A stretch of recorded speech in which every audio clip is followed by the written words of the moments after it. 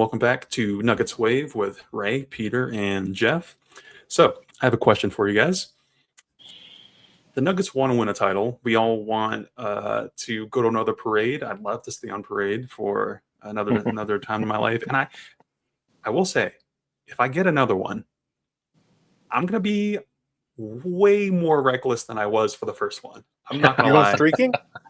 I might. I don't know. I don't know if I'm full streaking, but okay, I'll say it. Okay, because I'm an honorable guy. If the Nuggets win a title, at least underwear. I will at least run around in my underwear. I swear on the basketball gods. Okay, this is what I'm willing to. What I'm willing to do for my team. This is amazing. At least like 2 laps around my block. It's tremendous. So anyway, before we get there though, the Nuggets have a long way to go. And Jeff, I'll start with you for this question. What do you think the Denver Nuggets need to solve with their team within themselves between now and the end of the season to win a title? Other than getting healthy, I mean, I'm presuming that's. I'll be honest. I think they had a lot of the trajectory going prior to the injuries. But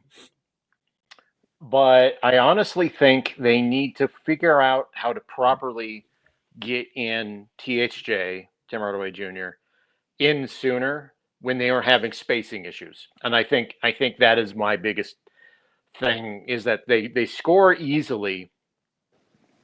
But I've noticed that in games where they struggle, it is all about guys aren't hitting shots. And very specifically, they're over-relying on Jamal, and then Cam is not the three-point shooter that Michael Porter Jr. is. He's a I would call him more of a scorer than a shooter, and that brings a different kind of dynamic. But see, Christian Brown is not a reliable shooter. Peyton Watson still isn't, and AG has been great, but teams still don't guard him. In times where they are having total spacing issues and they're ganging up on Jokic, I think Edelman needs to understand that and get THJ in sooner. And when he does that, you have a guy who has, to me, filling the J.R. Smith role. He's got the irrational confidence you need when you are a sixth man. And if Adelman gets that kind of balance right, I'm not even concerned about the defense, to be quite honest with you. It is what it is. Until AG and CB get back, they're really not going to be able to fully address it. I think getting THJ in earlier and understanding the spacing issues, if Adelman does that, this team is really, really, really on the border of being great. I think we've all seen it. We all know it. This team can be really special. It's just minor stuff along with the injuries. And I think they can get there. To be honest with you, I'm bullish on this team. I'm extremely bullish. I'm very positive about their direction. And anything I say about a complaint right now would come off as just like me griping. But I'll be honest with you, I think it's just that one thing that Adelman needs to get better at, and I think they'll be fine. I think that's a pretty valid. It's not where I immediately went, but I do think it's really valuable for them to identify a problem, adjust immediately, be able to and doing that quickly, I think is super important. I think about it the same way that I bowl competitively, and bowling is kind of similar in that way. You're constantly making adjustments and you're kind of reading the lanes and what happens on this shot and the next shot. Well, if you got to take half a game to figure it out, you're not gonna win many tournaments. You're not gonna win many events. You're not gonna have the highest numbers. And the best people, the best players are the ones who can make those sort of accurate, quick decisions. Yeah. Any thoughts for you, Peter, either on that or your own answer? Yeah, no, that's a great answer. I mean, I smiled when Jeff said that because I've been beating the drum on. I like shooting guards that can shoot. So sorry for being weird, but yeah, no, Tim Hardaway's been great this year. That, you know what, that actually I do have a thought, but before I get to it, that reminded me of something I wanted to ask Jeff. So Christian to me is a very complicated player because he plays really hard. He plays within the construct of the team. He does mostly what the team needs. But I kind of felt like the role for him the last few years was perfect. Like before last year, coming off the bench, giving you like 20, 25 minutes. Would it make any sense or even be possible to put him back in that role? I mean, now that he's gotten paid, because I feel like they used to bench MPJ all the time, but, you know, Christian doesn't even make nearly as much as MPJ. So I wonder if he'd be cool with that. Probably not, but I will say that what does Miroslav call Christian Brown? Non-shooting guard is what he calls him. Yeah. And I think that is a very accurate statement. It's my biggest frustration with Christian. Is just like he not only does he not a great shooter, but he just doesn't shoot. He doesn't shoot. He just doesn't. It bugs the crap out of me. Yeah. You cannot have a guy who's not spacing the floor. Essentially, that's what it is. I don't know with the way they've got it set up. I don't know if they can get away with that without trading him. I'll be honest with you, Pete. But I will say that maybe they should have a quicker hook. And this, I think, where we're going to arrive at with Christian is that if he's out there just trying to doing his straight line drives to the basket, he is like going down a highway in Kansas. It's like nothing but straight. This is just straight. There's no curves to his game. And now he has some creativity when he gets to the basket. But man, it's a straight line drive down. And if he's just doing that, and you get into a playoff situation where you've got like 8 guys on Jokic, I'll be 8, but you got all 5 guys on the team basically bracketing Jokic, and they're leaving Christian out on the 3-point line, and he's not shooting. That's when you get to a point where you said, just get someone else in who's going to shoot. But I said, like, in general, I don't think they will ever do that. They've paid him as a starter. So that's where he'll be. And I think that is going to be going forward. But as going to what I said to Ray to start this segment, have a quicker hook and then identify that you need to get in a shooting guard who's going to shoot. Right. Because as you know, I'm a big listener of Locked On Nuggets, and as Matt always says, the playoffs are about what can you solve. How many different options do you have? Will Adaman go to the hook quick enough? And in the small sample size we've had with Adaman, one playoff run, he was willing to make changes. So I'm cautiously optimistic that based on the matchups, he can do what he needs to do. Yeah. Ray, to answer your question, what would I like to see from the team that they could fix is I would like to see when the going gets tough and like when you really need to, I'm not going to say shut a team down, but really limit them.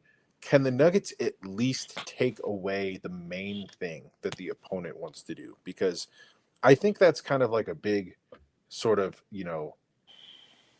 point of like Nuggets fans disagreeing. Some like people like me just think they suck at defense, and other people are like, no, they just haven't locked in right now. And I'm like, look, I get it's the regular season, but I would just like you to take away something sometimes. Like, you guys remember Mike Budenholzer's defense on the Bucks? He played let's just take away the paint. Sometimes teams are going to rain threes on us, but they were the best team in the league at denying the paint. Yeah. I just wish the Nuggets would like take away something, either stop layups or like limit threes, but they have games where they just don't stop anything. So I think I was encouraged by what I saw in the series last year against the Thunder, where they doubled Shea a lot and made everybody else beat him. I kind of think they didn't lose that series because of defense. They lost that series because they just didn't quite hit enough shots. Jamal probably has a few open shots there. He wish he would have had back along with some other guys. And, now we have a deeper bench. So obviously OKC probably got even a little bit better, but I'm confident in the team's offense. I'm curious if this team has enough defenders to get it done when they need to. Mm. I will say my answer is like even a little bit similar, is that I kind of just want them to, I think maybe even similar to what Matt said, is like going into the playoffs, doing well. I think it's understanding, it's having a diverse sort of toolkit. That is to say, if you're David Adelman, when I see the team and I see that they need spacing, I know what lineup that is like, okay, this is our best spaced lineup. And I'm going to put it out there and I'm not going to hesitate to do it because this is what they need right now. And to have an idea of like, okay, I need to get some stops. The game is a little out of hand in terms of the pace, and maybe we're scoring well, but maybe we're scoring 140, but they're also scoring 150. So we need to slow this down. I kind of want to see what is the absolute best defensive lineup they can put out, and maybe this does relate to once you get everyone back, they can kind of explore those options a little bit more defensively. And then finally, what's your best five? Because I don't really know. And I know we talked about this a little bit last week, but I don't feel like Christian is it. I'm happy to have him start. That's fine. Not a big deal. Because if that's how you're paid and that's what your role is, okay, sure. But one of the things I've really loved about what Peyton's done in his absence is that like he shoots confidently, and he's. I'm not saying he never makes mistakes, but he's always got his like fingerprints on the game in one way or another. And I think come playoff time, that's what I really want to see. If you're just kind of trying to fit in not and keep everything kind of smooth, that's nice and it's going to win you a lot of games, but I don't know if it's going to win you a championship. So yeah, that's how I feel. You know, I disagreeing with Matt more here. Matt's always said that it's about solving problems in the playoffs. No, it's about matchups. Yeah. I mean, that's really it's the fundamental part of playoff basketball is a team you match up well against, and one of the reasons the Nuggets did almost the reason they almost, and you could argue that they were heading towards should have lost to the Clippers last year, is the same reason that they matched up so well with the Thunder matchups.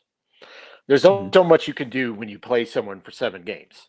Yeah. It's just like sometimes it's just you just got to beat the people in front of you and do what you do better than what they do.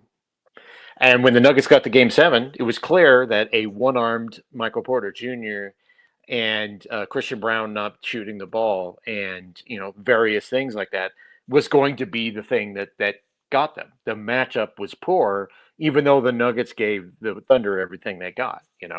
But as far as like getting to Peyton and Christian, to be honest with you, if you're relying on Peyton Watson, you need to.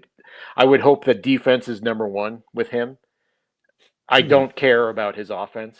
I just need him to be an elite defender.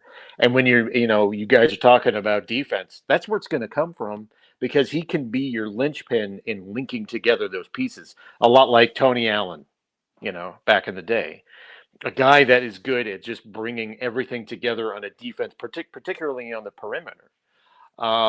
If you get to Peyton and get him in that way, he can thrive in that role. Honestly, I don't think Peyton's coming back next year. This is just my opinion. I think the Nuggets cast their lot with Christian Brown. And they just, unless they shed a ton of salary, I don't see how they're going to be able to keep Peyton Watson. There's no way they're going into the second apron for Peyton Watson. So what do you got to do this year? And this year is you got to somehow make the symbiosis with Christian Brown and Peyton Watson work.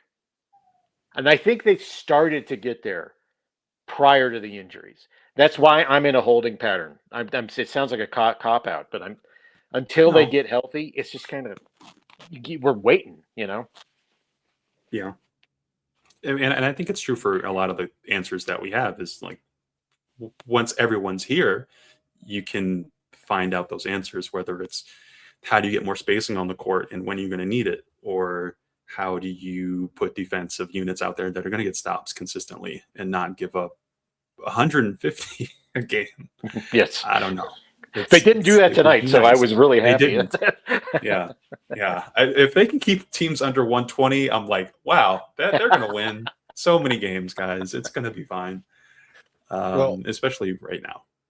I will say that it's funny because we've complained in the past about how the Nuggets just never blow anybody out. But at least this year, there's been a few more of those, but it's also been really beneficial having Valanciunas that Jokic hasn't had to play as many minutes. He's getting a lot of rest. That is the small key of the season so far that we really have to hope pays off down the stretch. I mean, ideally, you can still find a way to get the 2 seed, hopefully 3 seed at worst. But if Jokic is fresh going into the playoffs, you have to be feeling pretty good about yourself. The thing I'm more worried about is Murray's been playing a lot of minutes because they don't really have another ball handler. So yeah, the point guard situation's terrible. Yeah. Although Jalen Pickett played pretty well tonight. I am a Pickett guy. I don't count on him. I'm a Pickett guy. You are. I'm not. It's nice to have like a stable point guard who's not. I mean, I like Bruce. I'm not saying I dislike Bruce in the job he's doing. It's just he's providing energy and defense. He's not necessarily a stabilizing factor for the offense. And sometimes one of the things I find is that he's an their energy. worst. Yes, he's out there to be a dog, which I love.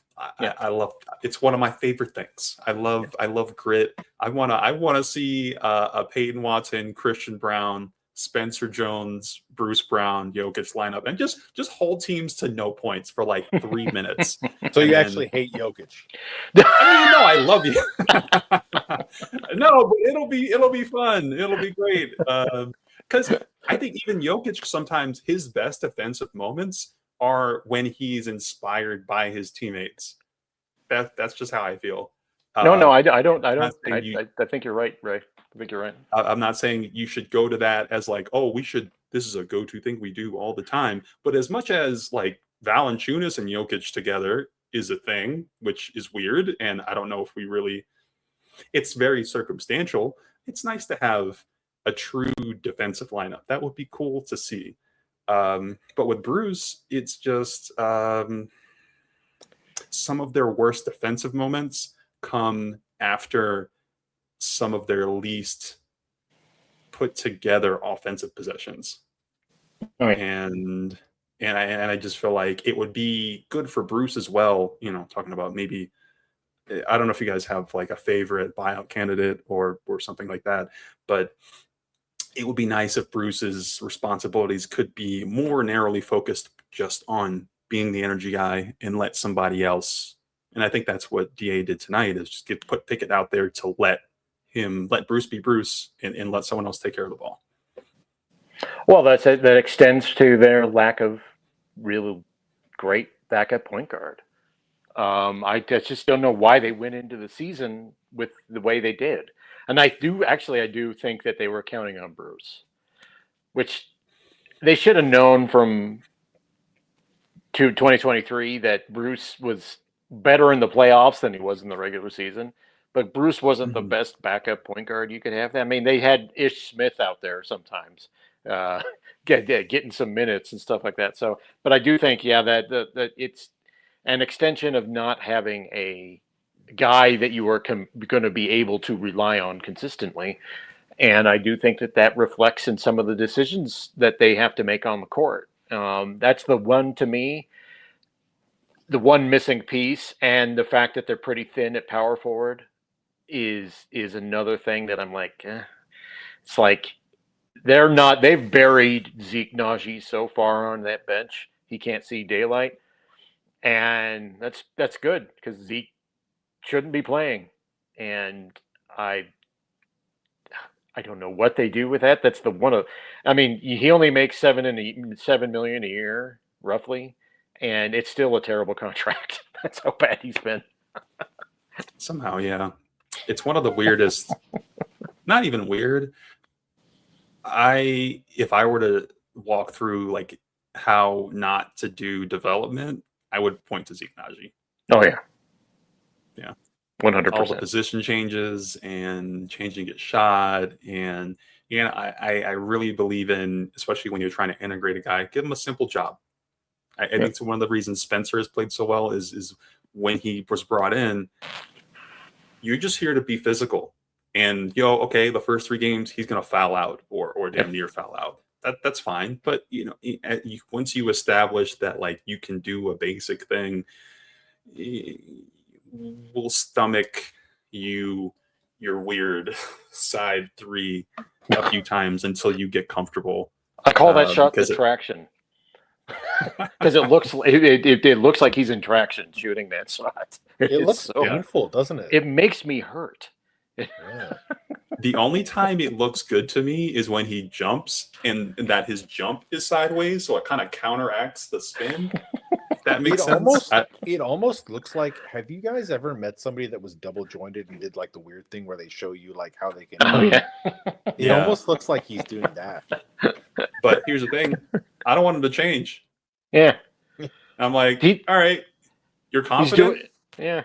It's not like Michael Kidd Gilchrist. At least he's actually, making shot, not like. Man, that's one of the ugliest shots I've ever seen. It was him and Stanley Johnson. Stanley Johnson had one of the worst shots I'd ever. I mean, it was him and he held the ball out like this. And I always remember Joakim Noah. If you watched his free throw, the ball actually spun like a globe. I was yeah! Oh my God! Yes. How has an NBA shooting coach not fixed this? Oh my God! I mean, when you're a big, though, sometimes you just don't get that. I'm tall. And one of the things that happens when you're tall is like you grow up and they're like, why are you dribbling? Why are you shooting? Why are you doing X, Y, Z? You should be in the paint doing big man stuff. Yeah. American basketball philosophy, baby. Yeah.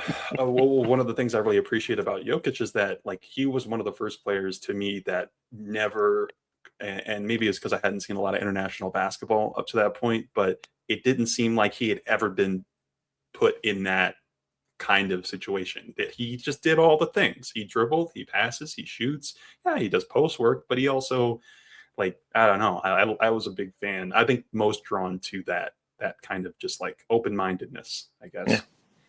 Yeah. No, it's true. And look, I wrote an article about this recently, but it's like blame Shaq for the state of the NBA right now. They changed rules because they couldn't ref Shaq, and we got what we got right now. So the way Jokic is refereed is so, you're absolutely right, and it's so reminiscent of Shaq. And it just it's so frustrating to me because it's like you're playing a different game. It's a totally different game down there for him compared to, not that it's not. I'm not trying to hate on Shea because it's not Shea's fault. It's the way the game is, right? Yep. And he's just navigating that more efficiently than anybody else before him. Yep. That's 100% true. I mean, I hate watching it. It is disgusting to watch. It is disgusting. You can't. It makes the game tiring to watch, and I hate it. But at the same time, he's doing what's within the NBA rules, and right. And it's the NBA wants it to be ugly, apparently. So that's. But the NBA wants everyone going towards the basket. They don't want post-ups, so they want everything facing and going towards the basket. That's why they got the freedom of movement rules in the NBA. So everything the momentum has to be going forward. And you notice this year, Jokic changed. He's going attacking and going towards the basket more and more and more this year, and they're posting up less and less and less. And he's still getting his assists too. It's amazing. I think he finally adapted to the modern NBA. I really do. Do you think that was a Jokic decision or an Adelon decision? I think that was Jokic, because I think it's after he had that conversation with the refs at training camp. I think it was it Mark Davis he was talking to? He was having that animated conversation with him, and I think finally he's not complaining about calls anymore either. I mean, he's just He's just adapted, and he's like, okay, now what you want me to do is go towards the basket. You don't want me occupying space anymore. I'm not going to do that. I'm going to go towards the basket and keep moving. I saw it tonight. He just keeps moving, and he's adjusted. He doesn't go to the block anymore. A lot of his attempts now are either at the top or at the line, at the free throw line, and he is adjusting to making his game face towards the basket rather than getting the pass and entry pass, because the Nuggets were struggling to enter the ball to Jokic. They were fronting him. Yeah. And that's due to the rules. The NBA doesn't want this, so he's adapted, and a lot of his assists have been coming facing the basket, adjusting that way, dribble handoff, all that other bullshit. But seriously, that is what he has done, and it should tell you a lot about how great Jokic is, that he can fundamentally change his game like that, and it really is a fundamental change, and still be fucking tremendous. You know. That's you mentioned the NBA wants everything going towards the basket. That's another reason they don't allow the true zone defense, right? They don't want people just camping out. Well, what happened was Shaq. Shaq was unstoppable. I don't know if anyone remembers his 99-2000 season, Oh yeah, but it That was was when I started watching basketball. his MVP season was insane, absolutely insane. No one was equipped to stop Shaq. No one.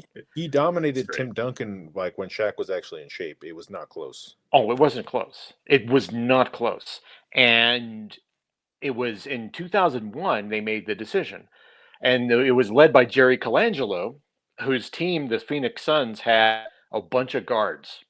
I think Jason Kidd was on the Suns at that time, and it was like, what we're going to do is get Shaq out of the lane. And it was on offense that they wanted to do it, not defense. That wasn't in their thought. They wanted to get him out of the lane offensively. So they changed from illegal defense, where you couldn't do zone, and you had to play either man or double team quick. So they changed that. And what changing from illegal defense to defensive 3 seconds did was allow zone. But during that time too, they did the freedom of movement thing. So what they were trying to do is open the lane, and that opened up, due to the Phoenix Suns a year later, 2 years later, when Steve Nash came in, that opened up the 7 seconds or left Suns, and they did a lot of pick and roll and going into the lane and all that stuff, because the lane widened out, Right. because that's what they did. So the defenses struggle right now because everything is so spaced out because of everyone's shooting threes, and they can't collapse the paint like they used to back in the day, due to the fact that that NBA said, like, get out of the lane, get out of the lane, get out of the lane. We don't want anyone blocking and impeding progress to the basket, unless you are standing there with your hands up like Roy Hibbert in 2014. You know, Verticality. mm-hmm. Yeah. Well, I don't want to keep you guys too long. Oh God, any other? I'm sorry. thoughts? I'm sorry. I'm rambling so much today. No, you're fine. We've had we've had longer episodes than this. Oh, okay. Don't feel bad. Yeah, I've enjoyed learning everything. Yeah, no, this has been great. I just wanted to any other thoughts about the Nuggets, or you're also welcome to plug your show if you'd like. But ideas you have about anything Denver related. No one wants to listen to my show. I think that all the one I'm going to say about the Nuggets is they will stabilize at home once they have this next homestand. I've been looking back, and the Nuggets went through like a 3-week stretch where they only played one game at home, went back on the road, one game at home, back on the road, one game at home, back on the road. I think it was like that is one of the contributed to them losing 4 in a row. So my thought pattern is, once they get this homestand after this road trip, they will stabilize from being just at home for an extended period of time. So that, I think, is people freaking out about their home losses. Yes, it hasn't been great, but it's been circumstantial, and they will get better. Jeff, I came up with one last question for you. Okay. I'm going to ask you to put on your psychologist hat. So there's no wrong answer here. Okay. How bad do you think Jamal Murray wants to be an all-star? Because he'll never tell us how badly he does or doesn't want it. Oh, he wants it bad because Jamal's the most online of the Nuggets, and he wants. That could go in a lot of directions, but I'll Yes. take your word for it. You're So right. he wants. He knows what people say about him, and he knows the It cracks thing. me up when he says, "I don't read that stuff." Oh no. Jamal was looking at his fucking phone while at a fucking watching an MMA fight while talking to the media. What was it, last year? I remember And this. Yeah. This man is terminally online. He is very aware. I know he wants to change that perception. Also, not having his BFF Malone, I think That kind of was like a unintentional Little kick in the ass pants. he needed, wasn't yes, it? shook up the cobwebs, so to speak. So I think that helped. And yes, he very much wants to be an all-star. He very much wants to be an all-star. Okay. I think so too. Well, I think that's good. You should want good things. This is true. This is true. I love when he tries to be great. Like, Yes. I think he more this year than any other year, I feel like he's making a consistent, concerted effort to be great, Yes. like special. And I I think completely that agree, Ray. Yeah. is like all the difference in the world. That it's not just like when he's pushed to be, it's like, I want to do this up front, and I'm going to put up 23 in the first quarter. Yeah. Was it today? I'm like, yeah, that's Yeah. I love that. I think that's been most fans' frustration with Jamal is that like he's always been really good, even if he's just going through the motions. So this is the year where he's finally like the guy that goes to bed early, wakes up, and like gets to work, in his suit's like perfectly dry clean. Like, you know what I'm saying? Like the guy that's putting 100% effort in life. We all know that guy. Jamal's finally the professional athlete that's doing that. It took him 9 years. It's kind of like one of my favorite Jeff, I see you have the Superman shirt on. One of my favorite comic heroes is actually Nightwing. Yeah. Because I feel like he's the most locked in of all the Robins. He's like, oh no, I'm locked in. I feel like this is the Nightwing of Jamal Murray's. Hell yeah. I don't know. Yeah, that's how I don't know feel. what that means, but I'll take your word for it. It's not a football analogy, but I know. Dang it. He needed to be more like. What would be a football analogy for this? I'm trying to think. Can't be Jerry Judy, that's for sure. Can't be Jerry Judy. Yeah. No. I don't know if anybody's noticed, but Miroslav hasn't been back on our show since he made that dig at us about football analogies. So that's okay. I'm gonna have him back on. I'm gonna put him through a little game show quiz. It's gonna be great. No, he just doesn't like that because he doesn't understand it. So he's you're gonna ask him what a slant and what a fade is. Oh, I love it. I'm gonna ask him I'm gonna ask him like millennial pop questions. I'm gonna ask him stuff about anime. We're gonna have a great time. Have ridiculous game show questions for us in the summer. Yeah, I'm getting them back. See, I'm a year older than Miroslav, but he and I, if you notice, if you get to a certain age and you just start communicating, like the people around the same age, you identify that, oh yeah, this person talks Your the same peer as group. me. Yeah, Mm-hmm. there's someone one of my great friends is like that too. We just start talking, and you start talking the same, and the references are all there. It's like, oh man, we've talked about The Simpsons quite a bit right now. Everything was a Simpsons quote. Everything is a Mystery Science Theater quote, and it just like snowballs. But when I was on Miroslav's podcast, I was like, he and I were talking, and we start reminiscing about stuff. And in the back of my mind, I'm going like, Is it a good thing that you can like have a peer group with you so you can just communicate like that and make everyone else feel like they have no idea what you're talking about? That's basically it. He's the I only do one think that there's. complains about my football analogies. Is he the only one?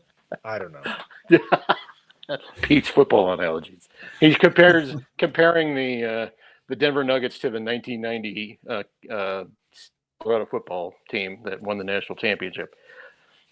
There's going to be some analogy there. Some guy's got to be something there. Alfred Williams or something like that. Well, it's been great having you on, Jeff. Of course. Y'all should still check out the Mortcast. It's Even though I told them not to listen, yeah, check out. Yeah, out you the should. Mortcast. Try it on the CSG podcast, and I sometimes write on Denver Stiffs. So On the CSG network, right? Podcast network.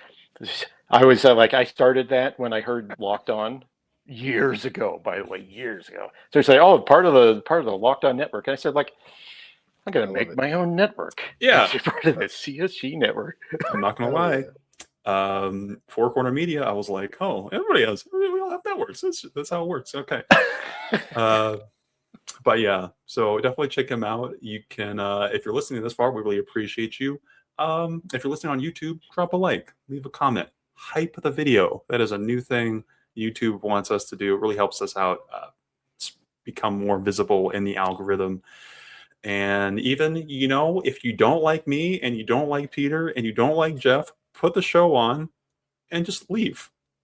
Just walk away. That's totally okay. Hate listen. Yeah, that's fine. Hate listen. Come in the comments. Make fun of my hairline. It's totally okay. Totally fine. Make fun. Got the same problem.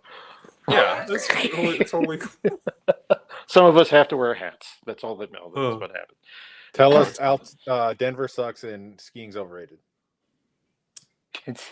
I do feel like skiing is overrated. It's not okay.